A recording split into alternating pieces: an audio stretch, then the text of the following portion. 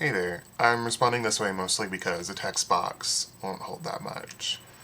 I really do understand the preemptive strike mindset for it. It's very ingrained into the pagan community. But my belief is that for activism of any kind, at least someone has to be in the spotlight. Because if we're all existing underneath things in the shadows, if we keep all of our practices in the shadows and we don't want to be public at all, people will continue to misunderstand us. So I think that there have to be at least some people who step into that spotlight and become visible. And Pagan Pride Day, just by its nature, is supposed to serve this purpose. It's supposed to bring together all these different groups, Christian, pagan alike, and help them understand each other.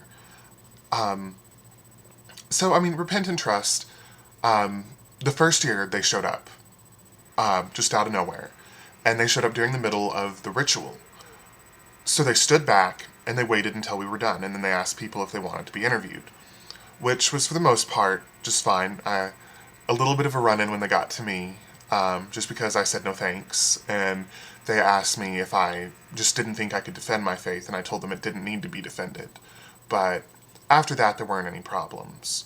Then the next year, through email, they contacted Kiki, the coordinator, long before the event, and she had arranged this for them to come out and interview her.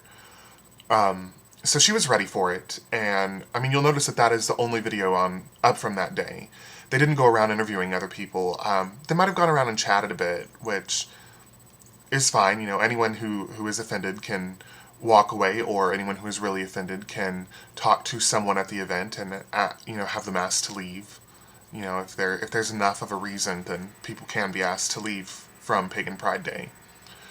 But I understand why pagans are nervous about these things, but I think that we can have it two ways. We can be comfortable and we can be just pagans in a group, and we can just not involve Christians at all.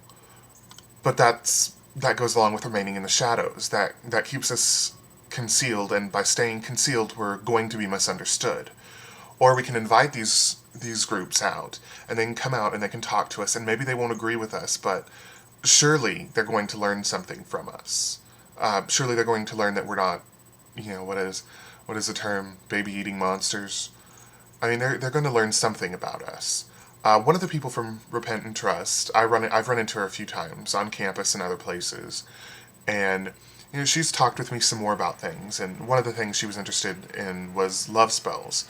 So I told her, I was like, love spells are very doable. I was like, but you don't do them on someone. You do them to bring love to you, to open yourself to finding love. I explained the ethics of interfering with free will. And, she understood that, and every time we talk now, she's like, oh, so do you want to do that love spell? And, it's good-natured, and it's an ongoing sort of thing. So, I'm fine with that. This year, I would like to see another group invited out. Lubbock is the second most conservative town in the U.S., which, yes, I can understand the apprehension from going to a pagan event here, but I think that's all the more reason to, as quickly as we can, as effectively as we can, show people who we are and what we do, so that they're not imagining us lurking behind trees, stealing children, whatever. So there's another church here that I think should be invited out, because it's a sort of non-denominational church that's, as far as I hear, very tolerant. And I think that they would be a good group to come out and learn a bit about us. From the nature of their being accepting of different things. I understand that people not all being told that there was going to be a Christian group there was bothersome to some, but we did have ribbons that were being passed out at the event that said, and we told them anyone wearing this ribbon does not wish to be approached. And so these were available for everybody at the event. The people wearing the ribbons were not supposed to be approached, were not supposed to be on camera. that was fine. And I haven't heard of a single incident of that being violated. That, I mean, you can't really expect these events to be completely isolated. We're advertising, we're putting out flyers every single place we can. Christians are going to find those flyers. And some of them might be interested, some of them might want to come out you know, just to find out what is going on. And, that's fine. If we, just show them that we're not going to be going out there sacrificing animals, then they've learned something and we're a lot better off for it.